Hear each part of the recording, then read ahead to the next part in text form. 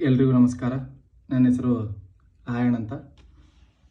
ನಾವು ಹಿಂದಿನ ವಿಡಿಯೋದಲ್ಲಿ ಪಾರ್ಟ್ಸ್ ಆಫ್ ಸ್ಪೀಚ್ನ ಸಂಕ್ಷಿಪ್ತವಾಗಿ ನೋಡ್ಕೊಂಡಿವಿ. ಇವತ್ತು ಅದೇ ಪಾರ್ಟ್ಸ್ ಆಫ್ ಸ್ಪೀಚ್ನ ಒಂದು ಭಾಗ ವರ್ಬ್ ಅಂತ, ಅಂದರೆ ಕನ್ನಡದಲ್ಲಿ ಕ್ರಿಯಾಪದ. ಇವತ್ತು ಕ್ರಿಯಾಪದ ಅಂದರೆ ವರ್ಬ್ ಬಗ್ಗೆ ಡಿಸ್ಕಷನ್ ಮಾಡೋಣ ಅಂತೆ. ಈಗ ವರ್ಬ್ ಅಂದರೆ ನಿಮಗೆಲ್ಲರಿಗೂ ಗೊತ್ತು, ಆಲ್ಮೋಸ್ಟ್ ಆಲ್ ವರ್ಬ್ ಅಂದರೆ ಕ್ರಿಯಾಪದ ಕನ್ನಡದಲ್ಲಿ ಅಂದರೆ ಈಗ ಆಲ್ಮೋಸ್ಟ್ ಆಲ್ ಗೊತ್ತಿರುತ್ತೆ. ಅಂದರೆ ಅದರಲ್ಲಿ ವರ್ಬಲ್ಲಿ ಇಂಗ್ಲೀಷಲ್ಲಿ ಒಂದಿಷ್ಟು ಟೈಪ್ ಮಾಡಿದ್ದಾರೆ. ಯಾವುದ್ರ ತಕ್ಕಂದರೆ ಕ್ರಿಯೆ ತಕ್ಕಂಗೆ ವಿಧಗಳನ್ನು ಮಾಡಿದ್ದಾರೆ. ಅದು ಯಾವ್ಯಾವ ಅಂಥೇಳಿ ಇವತ್ತು ನೋಡೋಣ ಅಂತ. ಫಸ್ಟಿಗೆ ಅದರ ಡೆಫಿನಿಷನ್. ವರ್ಬ್ ಅಂದರೆ ವರ್ಬ್ಸ್ ಆರ್ ಆ್ಯಕ್ಷನ್ ವರ್ಡ್ಸ್. ಅಂದರೆ ವರ್ಬ್ ಒಂದು ಕ್ರಿಯಾ ಪದಗಳು, ಕ್ರಿಯೆಯನ್ನು ತೋರಿಸುವ ಪದಗಳು. ಅಂದರೆ ಕ್ರಿಯೆ ಅಥವಾ ಸ್ಥಿತಿಯನ್ನು ತೋರಿಸುವ ಅಥವಾ ಸೂಚಿಸುವ ಪದಗಳು. ಅಲ್ಲಿ ನೋಡಿ, verbs are action words are state words. State words ಅಂದರೆ ಸ್ಥಿತಿಯನ್ನು ತೋರುವ ಪದಗಳು, ಅಂದರೆ ಯಾವ ಥರ ಇದೆ ಸ್ಥಿತಿ ಅಲ್ಲಿ ಅಂತ ಹೇಳುವಂಥದ್ದು ಪದಗಳನ್ನು ವರ್ಬ್ ಅಂತಲೂ ಕರೀತಾರೆ. ಮತ್ತು ಆ್ಯಕ್ಷನ್ ಕ್ರಿಯೆಯನ್ನು ತೋರಿಸುವ ಪದಗಳನ್ನು ವರ್ಬ್ ಅಂತ ಕರೀತಾರೆ. ಅದೇ ಕನ್ನಡದಲ್ಲಿ ಡೆಫಿನೇಷನ್ ಇದೆ ನೋಡಿ. ಇಲ್ಲಿ ಕ್ರಿಯೆ ಅಥವಾ ಸ್ಥಿತಿಯನ್ನು ತೋರಿಸುವ ಅಥವಾ ಸೂಚಿಸುವ ಪದಗಳನ್ನೇ ಕ್ರಿಯಾಪದ ಅಂತ ಕರೀತಾರೆ. ಆಲ್ಮೋಸ್ಟ್ ಅಲ್ಲಿ ನೋಡಿ, most verbs are action words. Most words ಅಂದರೆ ಕ್ರಿಯೆ ಪದಗಳಲ್ಲೇ ಜಾಸ್ತಿ ವರ್ಡ್ಸ್ ಯಾವ ಅಂದರೆ ಕ್ರಿಯೆಯನ್ನು ತೋರಿಸುವ ಪದಗಳನ್ನೇ ಇದಾವೆ. ಸ್ಟೇಟ್ ಅಂದರೆ ಸ್ಥಿತಿಯನ್ನು ತೋರಿಸುವ ಪದಗಳು ಸ್ವಲ್ಪ ಕಡಿಮೆ. ಅಂದ್ರೆ ನಾವು ಈ ಸ್ಥಿತಿಯನ್ನು ತೋರಿಸುವ ಅಂದರೆ ಈಗ ನಾವು ಅದನ್ನು ನೋಡೋಕ್ಕಾಗಲ್ಲ. ಅಂದರೆ ಸ್ಟೇಟ್ ವರ್ಡ್ಸ್ ಅಂದರೆ ನಾವು ನೋಡೋಕ್ಕಾಗಲ್ಲ. ಸ್ಥಿತಿಯನ್ನು ತೋರಿಸುವ ಕ್ರಿಯಾಪದಗಳನ್ನು ನಾವು ನೋಡೋಕ್ಕಾಗಲ್ವ, ಜಸ್ಟ್ ಅನುಭವಿಸ್ಬೋದು. ಅಲ್ಲಿ ಕ್ರಿಯೆ ನಡೀತಾ ಇದೆಯೋ ಏನು ಗೊತ್ತಾಗಲ್ಲ ನಮಗೆ. ಅಂಥ ಪದಗಳು ಅದಾವೆ ಕ್ರಿಯಾಪದಗಳಲ್ಲಿ. ಅವಕ್ಕೆ ಸ್ಟೇಟ್ ವರ್ಡ್ಸ್ ಅಥವಾ ಸ್ಥಿತಿಯನ್ನು ತೋರುವ ಕ್ರಿಯಾಪದಗಳನ್ನು ಕರೀತಾರೆ. ಇಲ್ಲಿ ನೋಡಿ, ಇಲ್ಲಿ they tell you what people, animals or things are doing. ಅಂದ್ರೆ ಕ್ರಿಯಾಪದಗಳು ಏನು ಹೇಳ್ತಾವಂದ್ರೆ ನಮಗೆ ಅನಿಮಲ್ ಆಗಲಿ, ಮನುಷ್ಯರಾಗಲಿ ಅಥವಾ ವಸ್ತುಗಳಾಗಲಿ ಏನು ಮಾಡ್ತಿದ್ದಾವೆ ಅಥವಾ ಏನು ನಡೀತಾ ಇದೆ ಅಂತ ಹೇಳುವ ಪದಗಳನ್ನೇ ಕ್ರಿಯಾಪದಕ್ಕೆ ಅಂತ ಕರೀತಾರೆ. ಮತ್ತು ಅದು ಕ್ರಿಯಾಪದ ಅಥವಾ ಅಂದ್ರೆ ಕ್ರಿಯಾಪದ ಮತ್ತು ಎಕ್ಸ್ಪ್ರೆಸ್ ವಾಯ್ಸ್ ಅಥವಾ ಮೂಡನ್ನು ಹೇಳ್ತೈತೆ. ಅಂದ್ರೆ ನಮ್ಮ ಮಾತು ಯಾವ ಥರ ಇದೆ, ಅಲ್ಲಿ ಮೂಡ್ ಏನಿದೆ, ಅಂದ್ರೆ ಕಾಮ್ ಆಗಿದೆಯೋ, ಶಾಂತ ಆಗಿದೆಯೋ, ಏನು ಗಲಭೆ ಇದೆಯೋ, ಯಾವ ಥರ ಇದೆ ಅಂತೇಳಿ ಕ್ರಿಯಾಪದದ ಮುಖಾಂತರ ನಾವು ತಿಳ್ಕೊಬೋದು. ಅವುಗಳನ್ನೇ ಕ್ರಿಯಾಪದ ಅಂತ ಕರೀತಾರೆ. ಫಾರ್ ಎಕ್ಸಾಂಪಲ್ ಇದೆ ನೋಡಿ, ಜಸ್ಟ್ ಆ್ಯಕ್ಟ್ ಅಂದರೆ ನಟನೆ ನಡೀತಾ ಇದೆ ಅಂತಾನೆ. ಅಂದರೆ ಅಲ್ಲಿ ಒಂಥರ ಇದು ಆಯ್ತಲ್ಲ. ಜಂಪ್ ಅಂದರೆ ಅಲ್ಲಿಗೂ ಯಾವ ಥರ ಅಂದರೆ ಜಿಗಿತಾ ಇದ್ದಾನೆ. ಬೆಂಡ್ ಮಾಡೋದು, ಫ್ಲೈ ಅಂದರೆ ಹಾರುವುದು, ಇವೆಲ್ಲ ಜಸ್ಟ್ ಕ್ರಿಯಾಪದ. ಅದೇ ನಾವು ಕನ್ನಡದಲ್ಲಿ ಅಂದರೆ ಏನು ನಡೀತಾ ಇದೆ ಅಲ್ಲಿ, ಹಾರ್ತಿದ್ದಾನೆ ಅಥವಾ ಸ್ವಿಮ್ ಅಂದರೆ ಈಜ್ತಾ ಇದ್ದಾನೆ ಅಂಥ ಪದಗಳನ್ನೇ ಕ್ರಿಯಾಪದ ಅಂತ ಕರಿತೀವಿ. ಈಗ ನೆಕ್ಸ್ಟ್ ನೋಡಿ, types of verbs. Types of ಅಂದರೆ ಕ್ರಿಯಾಪದದ ವಿಧಗಳು. ಇಂಗ್ಲೀಷ್ನಲ್ಲಿ ಕ್ರಿಯಾಪದದ ವಿಧಗಳು ಬೇರೆ ಬೇರೆ, ಒಂದಕ್ಕೊಂದು ಮಿಕ್ಸ್ ಇದ್ದಾವೆ, ಇಲ್ಲಂತ ಅನ್ನಂಗಿಲ್ಲ. ಆದರೆ ಅವಕ್ಕೆ ಸಪ್ರೇಟಾಗಿ ಮಾಡಿದ್ದಾರೆ. ಅಂದರೆ ಯಾವ ಅಂದರೆ ಆಕ್ಸಿಲರಿ ವರ್ಬ್. ಆಕ್ಸಿಲರಿ ವರ್ಬ್ಸ್ ಅಂದರೆ ಸಹಾಯಕ ಕ್ರಿಯಾಪದಗಳು. ಅಂದರೆ ಮುಖ್ಯ ಕ್ರಿಯಾಪದಗಳಿಗೆ ಸಹಾಯ ಮಾಡುವ ಪದಗಳಿಗೆ ಕ್ರಿಯಾಪದಗಳನ್ನು ಆಕ್ಸಿಲರಿ ವರ್ಬ್ಸ್ ಅಂತ ಕರೀತಾರೆ. ಅವು ಮುಂದೆ ನೋಡೋಣ ಅಂತ ಯಾವ್ದು ಅಂತೇಳಿ.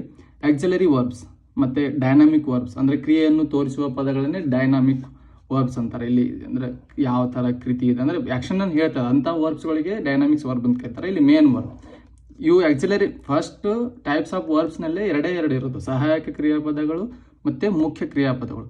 ಮುಖ್ಯ ಕ್ರಿಯಾಪದಗಳಲ್ಲಿ ಇವು different types: dynamic verbs, stative verbs, regular verbs, linking verbs, irregular verbs, transitive verbs, finite verbs, intransitive verbs, non finite verbs.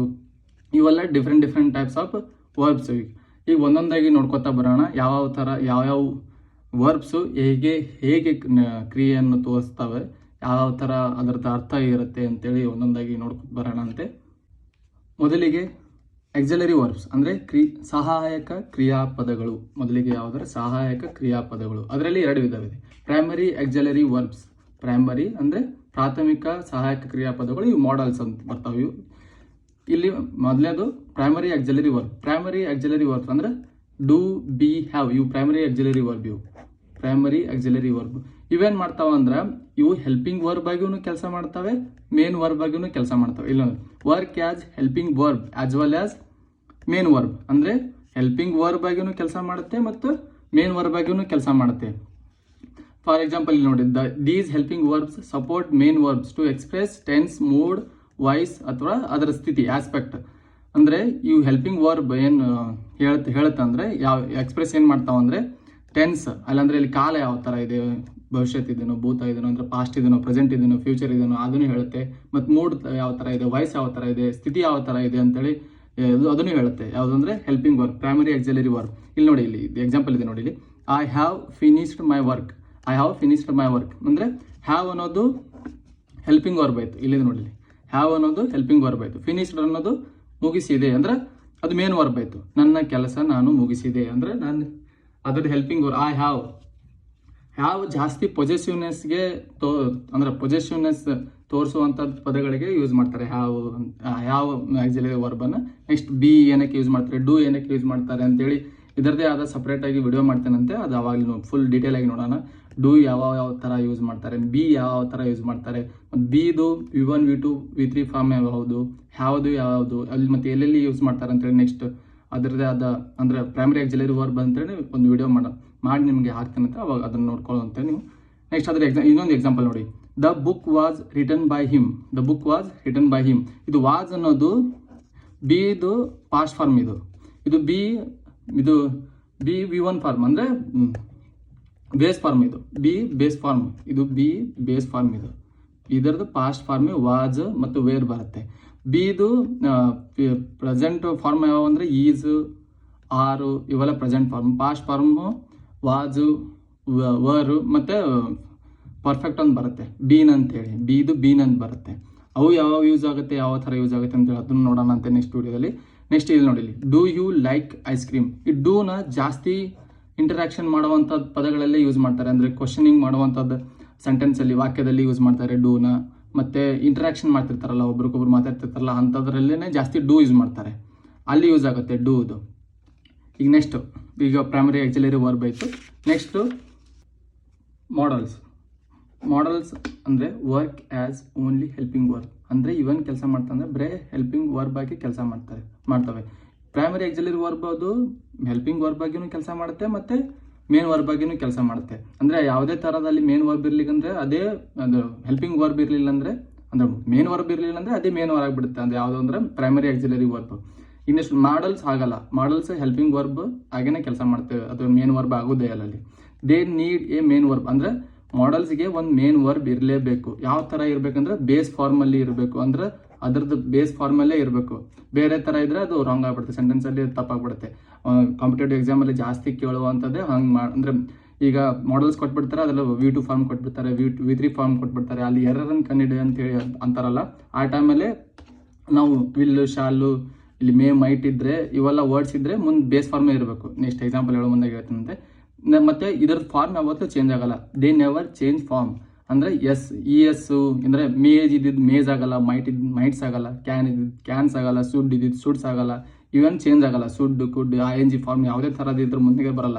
ಈಗ ಯಾವ ಥರ ಇದೆಯಲ್ಲ ಅದೇ ಥರ ಮೇ ಇದ್ದಿದ್ದು ಮೇನೇ ಬರುತ್ತೆ, ಮೈಟ್ ಇದ್ದಿದ್ದು ಮೈಟೇನೆ ಬರುತ್ತೆ, ಕ್ಯಾನ್ ಇದ್ದಿದ್ದು ಕ್ಯಾನೇ. ಅದ್ರ ಮುಂದೆ ಯಾವುದೇ ಥರದ್ದು ಎಸ್ ಆಗಲಿ, ED ಆಗಲಿ, ES ಆಗಲಿ ಅದರಾದ್ಮೇಲೆ ಕ್ಯಾನಿಂಗ್ ಆಗಲ್ಲ.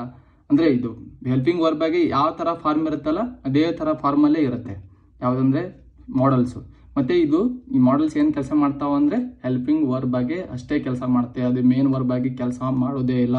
ಇದರ ಮುಂದೆ ಮೇನ್ ವರ್ಬ್ ಬೇಕೇ ಬೇಕು. ಯಾವುದಾದ್ರೂ ಒಂದು ಮೇನ್ ವರ್ಬ್ ಬೇಕೇ ಬೇಕು ಅಂದ್ರೇ ಅದು ಪೂರ್ತಿ ಸೆಂಟೆನ್ಸ್ ಕಂಪ್ಲೀಟ್ ಆಗುತ್ತೆ. ಇಲ್ಲಾಂದರೆ ಅದು ಏನು ಹೇಳ್ತಿದೆ ಅನ್ನೋದೇ ಆ ವಾಕ್ಯ ಏನು ಅರ್ಥ ಕೊಡ್ತಿದೆ ಅಂತಲೇ ಗೊತ್ತಾಗೋದಿಲ್ಲ. ಅದಕ್ಕೆ ನಾವು ಮಸ್ಟ್ ಆ್ಯಂಡ್ ಶುಡ್ ಮಾಡಲ್ಸ್ ಇದ್ದರೆ ಅದ್ರ ಮುಂದ್ಗಡೆ ಬೇಸ್ ಫಾರ್ಮ್ ಇರುವಂಥದ್ದು ವರ್ಬೇ ಇರಬೇಕು. ಆ ಥರ ಇರಲಿಲ್ಲ ಅಂದರೆ ಅದು ಸೆಂಟೆನ್ಸ್ ತಪ್ಪಾಗ್ಬಿಡುತ್ತೆ. ಈಗ ನೋಡಿ, ಒಂದು ಎಕ್ಸಾಂಪಲ್ ಹೇಳ್ಬೇಕಂದ್ರೆ ನಿಮಗೆ, ಹಿ ಕ್ಯಾನ್ ಹೆಲ್ಪ್ ಯು. ಇಲ್ಲಿ ಕ್ಯಾನ್ ಅನ್ನೋದು ಮಾಡಲ್ ಆಯಿತು, ಇದು ಪ್ರೊನೌನ್ ಆಯಿತು. ನೆಕ್ಸ್ಟ್ ಹೆಲ್ಪ್, ಇಲ್ಲಿ ಬೇಸ್ ಫಾರ್ಮ್ ಇಲ್ಲೇ ಐತೆ ನೋಡಿ. ಈ ಹೆಲ್ಪ್ ಇದ್ದಿದ್ದು ಹೆಲ್ಪ್ಡ್ ಆಗಲ್ಲ, ಮತ್ತು ಇದು ರಾಂಗ್ ಆಗುತ್ತೆ. ಮತ್ತು ಇದು ಹೆಲ್ಪ್ ಇದ್ದಿದ್ದು ಹೆಲ್ಪಿಂಗ್ ಆಗಲ್ಲ, ಇದು ತಪ್ಪು. ಹೆಲ್ಪ್ ಇದ್ದಿದ್ದು ಹೆಲ್ಪೇ ಇರಬೇಕು. ಯು ಅಂದ್ರೇ ಕರೆಕ್ಟ್. ಅದು ಹಿ ಕ್ಯಾನ್ ಹೆಲ್ಪ್ ಯು ಅಂದರೆ ಅದರದ್ದು ಎಬಿಲಿಟಿ ತೋರಿಸ್ತಿದ್ದಾನೆ, ಅಂದರೆ ಈ ಒಂದು ಎಬಿಲಿಟಿ ತೋರಿಸೋಕೆ ಯೂಸ್ ಮಾಡ್ತೆ. ಜಾಸ್ತಿ ಮಾಡಲ್ಸ್ ಯೂಸ್ ಮಾಡೋದೇ ಮನುಷ್ಯದ ಎಬಿಲಿಟಿ ಆಗಲಿ, ಅವ್ರದ್ದು ಪೊಸಿಷನ್ ಆಗಲಿ, ಅವ ಮಾಡ್ತಾನೆ ಇಲ್ಲೋ ಅಂಥದ್ದು ವರ್ಡ್ಗಳಿಗೆಲ್ಲ ಕ್ಯಾನು, ಕುಡ್ಡು, ಮೇ, ಮೈಟು. ಮತ್ತು ಇದು ರಿಕ್ವೆಸ್ಟ್, ಮೇ ನೋಡಿ, ರಿಕ್ವೆಸ್ಟ್ ಕೇಳೋ ಮುಂದಾಗ ಮೇ ಆರ್ ಕಮಿಂಗ್ ಸರ್ ಆ ಥರ ಕೇಳ್ತೀವಲ್ಲ ನಾವು. ಇದು ಸ್ಕೂಲಲ್ಲಿ ಕಾಲೇಜಲ್ಲಿ ಕೇಳ್ತಿರ್ತೀವಲ್ಲ ಮೇ ಐ ಕಮ್ ಇನ್ ಅಂದರೆ ರಿಕ್ವೆಸ್ಟ್ ಮಾಡುವಂಥದ್ರಲ್ಲಿ ಯೂಸ್ ಮಾಡ್ತಾರೆ ಮಾಡಲ್ಸ್. ಇವು ಸಪ್ರೇಟಾಗಿ ಒಂದೊಂದೊಂದು ಏನೇನು ವರ್ಕ್ ಮಾಡುತ್ತೆ. ಇದು ಕ್ಯಾನ್ದು ಪಾಸ್ಟ್ ಫಾರ್ಮ್, ಇದು ಪಾಸ್ಟ್ ಎಬಿಲಿಟಿ ತೋರಿಸುವಂಥದ್ದು, ಶುಡ್ಡು, ಈ ಬೇರೆ ಬೇರೆ ಥರ ಇದೆ. ಇದರದ್ದು ಒಂದು ಸಪ್ರೇಟಾಗಿ ಮದ್ರಿ ಈ ಒಂದೊಂದು ಇದರದೇ ಆದ ಒಂದೊಂದು ಮುಖ್ಯ ಕಾರ್ಯವಿದ್ದಾವೆ. ಇದಕ್ಕೂ ಒಂದು ಸಪ್ರೇಟಾಗಿ ವಿಡಿಯೋ ಮಾಡ್ತಾನಂತೆ, ಅವಾಗೂ ನೋಡ್ಕೊಳ್ಳುವಂತೆ. ಜಸ್ಟ್ ಈಗ ವರ್ಬ್ ಯಾವ ಥರ ವರ್ಬ್ ಇದೆ, ಅದರಲ್ಲಿ ಮಾಡಲ್ಸ್ ಯಾವುದು, ಆಕ್ಸಿಲರಿ ವರ್ಬ್ ಯಾವುದು, ಯಾವ ಥರ ಇದೆ, ಮತ್ತು ಅದನ್ನಷ್ಟೇ ಇವತ್ತು ತಿಳ್ಕೊಳ್ಳೋಣ ಅಂತೆ. ನೆಕ್ಸ್ಟ್ ವಿಡಿಯೋದಲ್ಲಿ ಮಾಡಲ್ಸ್ ಒಂದು ಸಪ್ರೇಟ್ ಮಾಡ್ತೀನಂತೆ, ಮತ್ತು ಪ್ರೈಮರಿ ಆಕ್ಸಿಲರಿ ವರ್ಬ್ದು ಪೂರ್ತಿಯಾಗಿ ನಿಮಗೆ ಹೇಳ್ತೇನಂತೆ. ಇದೇ ಹೇಳಿದ್ನಲ್ಲ ಈಗ ಜಸ್ಟ್ ಇದ್ರ ಮೇನೇ ಆಗುತ್ತೆ ಮತ್ತು ಮೈಟ್ಸ್ ಆಗಲ್ಲ. ಇದು ಮೇನ್ ಭಾಳ ಮುಖ್ಯ. ಇದು ಅಂದರೆ ಎಸ್ ಹಂಗೆ ಕೊಡೋದಿಲ್ಲ. ಆದರೆ ಇದ್ರ ಮುಂದೆ ನಿಮಗೆ ಪಾಸ್ಟ್ ಫಾರ್ಮ್ ಆಗಲಿ, ಫ್ಯೂಚರ್ ಫಾರ್ಮ್ ಆಗಲಿ, ING ಫಾರ್ಮ್ ಆಗಲಿ ಇದ್ದರೆ ತಪ್ಪಾಗ್ಬಿಡುತ್ತೆ. May, might, can, could, should, must, ought to, will, shall, would ಇವೆಲ್ಲ ಇದ್ದರೆ ಇದ್ರ ಮುಂದೆ ಯಾವಾಗಲೂ ಬೇಸ್ ಫಾರ್ಮಲ್ಲೇ ಇರಬೇಕು. ಇದು ಕಂಪ್ಲೀಟ್ ಮಾಡಲ್ಸ್. ಇವು ಯಾವ ಅಂದರೆ may, might, can, could, should, must ಮತ್ತು ought to, will, shall, would ಇವೆಲ್ಲ ಕಂಪ್ಲೀಟ್ ಮಾಡಲ್ಸ್. ಇವು ನೀಡ್, ಡೇರ್, ಯೂಸ್ಡ್ ಟು ಇವು ಪಾರ್ಷಲಿ ಮಾಡಲ್ಸ್. ಇವು ಪಾರ್ಷಲಿ ಮಾಡಲ್ಸ್ ಅಂದರೆ ಇವು ಏನು ಮಾಡ್ತಾವೆ ಅಂದರೆ ಮೇನ್ ವರ್ಬ್ ಆಗಿನೂ ಕೆಲಸ ಮಾಡ್ತವೆ ಮತ್ತು ಆ್ಯಸ್ ವೆಲ್ ಆಸ್ ಮಾಡಲ್ಸ್ ಆಗಿನೂ ಕೆಲಸ ಮಾಡ್ತವೆ. ಅಂದರೆ ಹೆಲ್ಪಿಂಗ್ ವರ್ಬ್ ಆಗಿನೂ ಕೆಲಸ ಮಾಡ್ತವೆ. ಅಂದರೆ ಮೇನ್ ವರ್ಬ್ ಆಗಿನೂ ಕೆಲಸ ಮಾಡ್ತವೆ ಮತ್ತು ಮಾಡಲ್ಸ್ ಆಗಿನೂ ಕೆಲಸ ಮಾಡ್ತವೆ. ಅಂಥದ್ದು ಇದರಲ್ಲೇನೂ ಎರರ್ ಕೊಟ್ಬಿಡ್ತಾನೆ. ಅಂದರೆ ಮೇನ್ ವರ್ಬ್ ಇದ್ದು ಮಾಡಲ್ಸ್ ಕೊಟ್ಬಿಡ್ತಾನೆ, ಅಲ್ಲಿ ಮಿಸ್ಟೇಕ್ ಇರುತ್ತೆ, ಎರರ್ ಕೊಟ್ಬಿಡ್ತಾನೆ. ಅವು ಯಾವ ಅಂತೇಳಿ ನೆಕ್ಸ್ಟ್ ನಿಮಗೆ ಪೂರ್ತಿಯಾಗಿ ಒಂದು ನೆಕ್ಸ್ಟ್ ವಿಡಿಯೋದಲ್ಲಿ ಹೇಳ್ತಾನಂತೆ. ಆದರೆ ಇದು ಮೇನ್ ಅಂದರೆ ಯಾವುದಂದರೆ ಹಿ ಕ್ಯಾನ್ ಮೇ ಅಂದರೆ ಮಾಡಲ್ಸ್ ಮುಂದ್ಗಡೆ ಯಾವತ್ತೂ ಬೇಸ್ ಫಾರ್ಮಲ್ಲೇ ಇರಬೇಕು. ಇದೇ ನಿಮಗೆ ಎರರ್ ಅಂದರೆ ಯಾವುದೇ ಎಕ್ಸಾಮಲ್ಲಿ ನಿಮಗೆ ಎರರ್ ಕೊಡದೆ ಈ ಥರನೇ ಕೊಡ್ತಾನೆ, ಜಾಸ್ತಿ ಕೊಡದೆ ಈ ಥರನೇ ಕೊಡ್ತಾನೆ, ಮತ್ತೇನೂ ಇಲ್ಲ ಜಾಸ್ತಿ. ಇದ್ರ ಮೇಲೆ ಮಾಡಲ್ಸ್ ಮೇಲೆ ಕ್ವಶನ್ಸ್ ಯಾವುದೇ ಬೇಸ್ ಫಾರ್ಮಲ್ಲಿ ಇದೇನೋ ಅಥವಾ ಯಾವ ಥರ ಇದೇನೋ ಎಬಿಲಿಟಿ ತೋರಿಸ್ತಾ ಇದ್ರೆ ಕ್ಯಾನ್ ಹಚ್ಚಬೇಕು, ಇಲ್ಲಾಂದರೆ ಬೇರೆ ಬೇರೆ ಯಾವುದೇ ಒಂದು ಮಾಡಲ್ಸ್ ಹಚ್ಬಿಟ್ಟು ಕೊಟ್ಬಿಡ್ತಾನೆ ಎರರ್ ಕಂಡಿಡಿ ಅಂತೇಳಿ. ಅಲ್ಲಿ ಮಾಡುವಂಥದ್ದು ತಪ್ಪು ಅಂದರೆ ಅಲ್ಲಿ ನಾವು ಗೊತ್ತಿರೋಂಗಿಲ್ಲ ನಮಗೆ ಕ್ಯಾನ್, ಕುಡ್, ಮಾಡಲ್ಸ್ ಮುಂದ್ಗಡೆನೆ ಬೇಸ್ ಫಾರ್ಮಲ್ಲಿ ಇರಬೇಕಂತೇಳಿ. ಬರೀ ಬೇಸ್ ಫಾರ್ಮಲ್ಲಿ ಇದೆ ಅಂತೇಳಿ ನಮ್ಗೆ ಗೊತ್ತಾಗ್ಬಿಟ್ರೆ ನಾವು ಈಸಿಯಾಗಿ ಎರರನ್ನು ಡಿಟೆಕ್ಟ್ ಮಾಡ್ಬೋದು. ಮೇನ್ ವರ್ಬ್ ಅಂದರೆ ಸ್ಟ್ಯಾಟಿವ್ ವರ್ಬ್ಸ್ ಅಂದರೆ expressing a state or condition. ಅಂದರೆ ಸ್ಟೇಟ್ ಅಂದರೆ ಸ್ಥಿತಿ ಅಥವಾ ಕಂಡೀಷನ್ ಅನ್ನು ವ್ಯಕ್ತಪಡಿಸುವ ಪದಗಳಿಗೆ ಸ್ಟೇಟಿವ್ ವರ್ಬ್ಸ್ ಅಂತ ಕರಿತೀವಿ ನಾವು. ಇದರಲ್ಲಿ ING ಫಾರ್ಮಲ್ಲಿ ಬರೋದಿಲ್ಲ. ಇವತ್ತು ಸ್ಟೇಟಿವ್ ವರ್ಬ್ಸ್ ING ಫಾರ್ಮಲ್ಲಿ ಬರೋದಿಲ್ಲ. They verbs generally do not come in ING form. ಇವು ಯಾವಾಗಲೂ ING ಫಾರ್ಮಲ್ಲಿ ಬರೋದೇ ಇಲ್ಲ. They provide information about the subjects, feelings, thoughts, properties. ಅಂದರೆ ಸಬ್ಜೆಕ್ಟ್ದು ಫೀಲಿಂಗ್, ಥಾಟ್ಸು ಮತ್ತು ಪ್ರಾಪರ್ಟೀಸ್ ಇದ್ದ ಬಗ್ಗೆನೇ ಹೇಳುತ್ತೆ. ಆದರೆ ನಾವು ಅಲ್ಲಿ ಕ್ರಿಯೆಯನ್ನು ನೋಡೋಕ್ಕಾಗಲ್ಲ, ಏನು ನಡೀತಾ ಇದೆ ಅಂತೇಳಿ ನೋಡೋಕ್ಕಾಗಲ್ಲ. ಅಂಥ ಪದಗಳನ್ನೇ ನಾವು ಸ್ಟೇಟಿವ್ ವರ್ಬ್ಸ್ ಅಂತಲೇ ಕರಿತೀವಿ. ಕ್ರಿಯೆಯನ್ನು ತೋರಿಸುವ ಪದಗಳಿಗೆ ನಾವು ಡೈನಾಮಿಕ್ ವರ್ಬ್ ಅಂತ ಕರಿತೀವಿ. ಅಲ್ಲಿ ING ಫಾರ್ಮಲ್ಲಿ ಬರುತ್ತೆ, ಅವು ಬೇರೆ ವರ್ಬ್ಸ್ ಆಗ್ಬಿಡ್ತವೆ. ಇಲ್ಲಿ ಯಾವುದೇ ಥರದ ING ಫಾರ್ಮಲ್ಲಿ ಬರೋದೇ ಇಲ್ಲ. They verbs generally do not come in ING form. ಮತ್ತು ನೆಕ್ಸ್ಟ್ ಇವಕ್ಕೆ ಲಿಂಕಿಂಗ್ ವರ್ಬ್ ಅಂತಲೂ ಕರೀತಾರೆ. ಅಂದರೆ ಸಬ್ಜೆಕ್ಟ್ ಮತ್ತು ನೌನ್ ಅಥವಾ ಆಬ್ಜೆಕ್ಟ್ ಆಗಲಿ ಅವು ಆಬ್ಜೆಕ್ಟ್ಗೆ ಲಿಂಕ್ ಮಾಡುತ್ತೆ, ಒಂದಕ್ಕೊಂದು ಲಿಂಕ್ ಮಾಡಿ ಅಲ್ಲಿ ಸ್ಟೇಟಿವ್ ವರ್ಬ್. ಸಬ್ಜೆಕ್ಟ್ ಆಬ್ಜೆಕ್ಟ್ ಆಗಲಿ, ಸಬ್ಜೆಕ್ಟ್ ನೌನ್ ಆಗಲಿ, ಸಬ್ಜೆಕ್ಟ್ ಆಡ್ಜೆಕ್ಟಿವ್ ಆಗಲಿ, ಸಬ್ಜೆಕ್ಟ್ ವರ್ಬ್ ಆಗಲಿ ಅವಕ್ಕೆ ಲಿಂಕ್ ಮಾಡುತ್ತೆ. ಅದಕ್ಕೆ ಲಿಂಕಿಂಗ್ ವರ್ಬ್ ಅಂತಲೇ ಕರೀತಾರೆ. ಅವು ಲಿಂಕಿಂಗ್ ವರ್ಬ್ಸ್ ಯಾವ್ದು ಅಂತೇಳಿ ನಿಮ್ಗೆ ನೆಕ್ಸ್ಟ್ ಹೇಳ್ತೇನಂತೆ. ನೆಕ್ಸ್ಟ್ ಎಕ್ಸಾಂಪಲ್ ನೋಡಿ ಇಲ್ಲಿ, ಐ ಅಂಡರ್ಸ್ಟ್ಯಾಂಡ್ ದ ಲೆಸನ್. ಅಂದರೆ ಅಂಡರ್ಸ್ಟ್ಯಾಂಡ್ ಅನ್ನೋದು ನಾವು ಐ ಅಂಡರ್ಸ್ಟ್ಯಾಂಡ್ ಅಂದರೆ ನನಗೆ ಅರ್ಥ ಆಯಿತು, ಪಾಠ ಅರ್ಥ ಆಯಿತು, ನನಗೆ ಅರ್ಥ ಆಯಿತು. ಅದರಲ್ಲಿ ಕ್ರಿಯೆ ಅರ್ಥ ಆಗಿದ್ದು ನನ್ನ ಕ್ರಿಯೆಯನ್ನು ನೋಡಿದ್ರೆ ಯಾರು ನೋಡಲಿಲ್ಲಲ್ಲ, ನೋಡೋಕ್ಕಾಗೋದಿಲ್ಲ. ಅದಕ್ಕೆ ಸ್ಟೇಟಿವ್ ವರ್ಬ್ಸ್ ಅಂತಲೇ ಸಪ್ರೇಟಾಗಿ ಮಾಡಿದ್ರು ಅವರು. ವರ್ಬಲ್ಲೇ ಸ್ಟೇಟಿವ್ ವರ್ಬ್ಸ್ ಅಂತಲೇ ಸಪ್ರೇಟಾಗಿ ಇದೆ. ಅಂದರೆ ಅಲ್ಲಿ ಯಾವುದೇ ಥರದ ಕ್ರಿಯೆ ಕಾಣೋದಿಲ್ಲ. ಅಂಡರ್ಸ್ಟ್ಯಾಂಡ್ ಅನ್ನೋದು ಕ್ರಿಯೆಯನ್ನು ಕಾಣ್ತದ? ಇಲ್ಲಲ್ಲ, ಕಾಣೋದೇ ಇಲ್ಲ. ಅಂಡರ್ಸ್ಟ್ಯಾಂಡ್ ಆಗಲಿ, ಇಲ್ಲಿ ಎಕ್ಸಾಂಪಲ್ ಇದೆ, I have a car. Have ಅನ್ನೋದು stative verb. I have a car ಇದೆ ಅವನ ಕಡೆ. ಆದರೆ ಎಲ್ಲಿ ಅದೇನು ಗೊತ್ತಾಗತ್ತ ನಮಗೆ? ಕಾರ್ ಇದೆ ಅಂತಲೇ ಅಷ್ಟೇ ಭಾವಿಸ್ಬೋದು, ಅವನ ಕಡೆ ಕಾರ್ ಇದೆ ಅಂತೇಳಿ ಅಷ್ಟೇ ಭಾವಿಸ್ಬೋದು. ಆದರೆ ಅಲ್ಲಿ ಕಾರ್ ಇದೆ ಅಂತೇಳಿ ನಮಗೇನು ಅವ ಹೇಳಿದಾಗ ತಾನೇ ಗೊತ್ತಾಗೋದು ಅವನ ಕಡೆ ಕಾರ್ ಐತೆ ಅಂತೇಳಿ. ಇಲ್ಲಾಂದರೆ ಅವ್ನು ಕಾರಲ್ಲಿ ಕೂತ್ಕೊಂಡಾದ್ಮೇಲೆ ಗೊತ್ತಾಗ ಅದು ಬೇರೆ ಥರ. ಅಂದರೆ ಅಲ್ಲಿ ಕೂತ್ಕೊಂಡಾರ ಅಲ್ಲಿ ಬೇರೆ ವರ್ಬ್ ಆಗ್ಬಿಡುತ್ತೆ. ಆ ಥರ ಬೇರೆ ಅಲ್ಲ. I have a car, just ಅವ್ನ ಕಡೆ ಕಾರ್ ಇದೆ ಅಂತ ನಾವು ಭಾವಿಸ್ಬೋದು. ಅಲ್ಲಿ ಕ್ರಿಯೆ ಅನ್ನೋದು ತೋರ್ಸೋಕ್ಕಲ್ಲ. ಐ ಆಮ್ ಎ ಇಂಜಿನಿಯರ್, ನಾನು ಇಂಜಿನಿಯರ್ ಇದ್ದೀನಿ. ಆದರೆ ಅಲ್ಲಿ ಏನಾದರೂ ಕ್ರಿಯೆ ತೋರಿಸ್ತಿದ್ದಾನ? ನಾವು ಜಸ್ಟ್ ಭಾವನೆ ಮಾಡ್ಬೋದು, ಅವ ಇಂಜಿನಿಯರ್ ಅದಾನಪ್ಪ, ಅವ ಇಂಜಿನಿಯರ್ ಅದಾನ. ನಾವೇನು ನೋಡೋಕ್ಕಾಗ್ತದ ಅವ ಇಂಜಿನಿಯರ್ ಅದಾನ, ಹೆಂಗೆ ಮಾಡ್ತಾನೆ, ಹೆಂಗಿಲ್ಲ ಅಂತೇಳಿ? ಇಲ್ಲಲ್ಲ. ವರ್ಕ್ ಮಾಡಿದಾದ್ಮೇಲೆ ಅವು ಬೇರೆ. ಅಂದರೆ ನಾವು ಅವ ಇಂಜಿನಿಯರ್ ಅದಾನ ಅಂತೇಳಿ ಅನ್ಕೊಳ್ಳೋಕೆ ಕಷ್ಟ. ಅವ ಅದಾನ, ಡಾಕ್ಟರ್ ಅದಾನ, ಡಾಕ್ಟರ್ ನಾವು ಕೆಲಸ ಮಾಡಿ ಸರ್ ನಂಗೆ ನೋಡ್ಬೋದ್ರಿ, ಹಂಗೇನಿಲ್ಲ, ಇಂಜಿನಿಯರ್ ಅದಾನ ಅಂತೇಳಿ ನಾವು ಖೂನ್ ಹಿಡಿಬೋದಪ್ಪ, ನೋಡಿ ಖೂನ್ ಹಿಡಿಬೋದು. ಆದ್ರೆ ಅವ ಹೇಳಿದಾಗ ಅವ್ನು ಗೊತ್ತಾಗತ್ತಲ್ಲ, ಅವ ಏನು ಮಾಡ್ತಿರಂಗಿಲ್ಲಪ್ಪ. ಅವಾಗ ಐ ಆಮ್ ಇಂಜಿನಿಯರ್ ಅಂತಾನ, ಅವಾಗ ನೀವು ನೋಡಿ ಹೇಳಕ್ಕಾಗತ್ತ? ಇಲ್ಲಲ್ಲ, ನೀವು ಭಾವಿಸ್ಬೋದು ಅಷ್ಟೇ ಅವ ಇಂಜಿನಿಯರ್ ಇರ್ಬೋದಪ್ಪ ಅಂತೇಳಿ, ಹೌದಲ್ಲ? ಅದಕ್ಕೆ ಆಮ್ ಅನ್ನೋದು ಸ್ಟೇಟಿವ್ ವರ್ಬ್ ಆಗ್ಬಿಡುತ್ತೆ. ಇಲ್ಲಿ ಆಮ್ ಅಂದ್ರೆ ಇದು ಬೇರೆ ಬೇರೆ ಥರ ಬೇರೆ ಬೇರೆ ಆಗುತ್ತೆ ಯಾವ ಟೈಮಲ್ಲಿ. ಅಂದ್ರೆ ಈ ಸ್ಟೇಟಿವ್ ವರ್ಬ್ ಇದೆ. ಆಮ್ ಅನ್ನೋದು ಸ್ಟೇಟಿವ್ ವರ್ಬ್, ಹ್ಯಾವ್ ಅನ್ನೋದು ಸ್ಟೇಟಿವ್ ವರ್ಬ್. ಇವು ಹ್ಯಾವ್ ಆಗೂ ಸ್ಟೇಟಿವ್ ವರ್ಬ್ ಆಗೂ ಕೆಲಸ ಮಾಡುತ್ತೆ, ಬೇರೆ ಬೇರೆ ಹ್ಯಾವಿಂಗ್ ಆಗೂ ಕೆಲಸ ಆಗುತ್ತೆ, ಬೇರೆ ಬೇರೆ ಥರ. ಆದರೆ ಇಲ್ಲಿ ಯಾವ ಥರ ಕೆಲಸ ಮಾಡ್ತಿದ್ದೆ ಅಂದರೆ ಹ್ಯಾವ್ ಸ್ಟೇಟಿವ್ ವರ್ಬ್ ಆಗಿ ಕೆಲಸ ಮಾಡ್ತಿದ್ವಿ. ಇಲ್ಲಿ ಆಮ್, ಇಲ್ಲಿನೂ ಆಮ್ ಬೇರೆ ಬೇರೆ ಥರ ಬೇರೆ ಬೇರೆ ಇದರಲ್ಲೂ ಯೂಸ್ ಆಗುತ್ತೆ, ಆದರೆ ಇಲ್ಲಿ ಸ್ಟೇಟಿವ್ ವರ್ಬ್ ಆಗಿ ಕೆಲಸ ಮಾಡ್ತೇವೆ. ಇಲ್ಲಿದೆ ನೋಡಿ, ಐ ನೋ ಯು, ನೋಯಿಂಗ್ ಆಗಲ್ಲ. ಇಲ್ಲಿ ನೋಯಿಂಗ್ ಆದರೆ ತಪ್ಪಾಗ್ಬಿಡುತ್ತೆ. ಇವು ಈ ಥರನೂ ಎಕ್ಸಾಂಪಲ್ ಕೊಟ್ಬಿಡ್ತಾನೆ ಎರಡು ಡಿಟೆಕ್ಷನಲ್ಲಿ.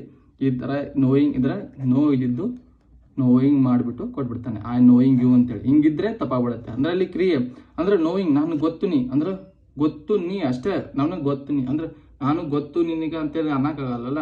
ಫುಲ್ ಅಂದ್ರೆ ಯಾವ ಥರ ಅಂದ್ರೆ ಆ ನೋಯಿಂಗ್ ಅಂದ್ರೆ ನನಗೆ ಗೊತ್ತು ಅಂದ್ರೆ ಕ್ರಿಯೆನೂ ಬರೀ ಎಷ್ಟೆಲ್ಲ ಇದು ನೋಡ್ಕೋತೀನಿ ನಿನ್ನ ಅಂದ್ರೆ ಅವ ಗೊತ್ತು ಅನ್ಕೋ ಅಲ್ಲ ನನಗೆ ಗೊತ್ತೀನಿ ಅಷ್ಟು ಒಂದು ಸಲ ಹೇಳ್ಬಿಟ್ರೆ ಮುಗಿದ್ಬಿಟ್ಟು. ನೋಯಿಂಗ್ ಅಂದ್ರೆ ಫುಲ್ ಕ್ರಿಯೆಯನ್ನು ತೋರಿಸಿ, ನನಗೆ ಗೊತ್ತು.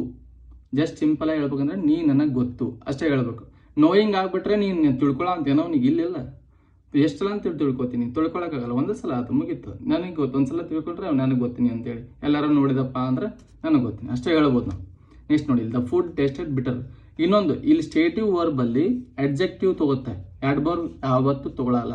ಅಡ್ಜೆಕ್ಟಿವ್ಗಳನ್ನೇ ಜಾಸ್ತಿ ತಗೋತ್ತೆ, ಅಂದ್ರೆ ವಿಶೇಷಣಗಳನ್ನೇ ಜಾಸ್ತಿ ತಗೊಳುತ್ತೆ. ನೋಡಿ ಸ್ಟೇಟಿವ್ ವರ್ಬ್ಸ್ ಇಟ್ ಆಲ್ವೇಸ್ ಟೇಕ್ಸ್ ಅಡ್ಜೆಕ್ಟಿವ್ನ ತಗೋತೈತಿ. ಇಲ್ಲಿ ಆಡ್ವರ್ಬ್ ಇದ್ರೆ ಆ sentence ತಪ್ಪಾಗ್ಬಿಡುತ್ತೆ.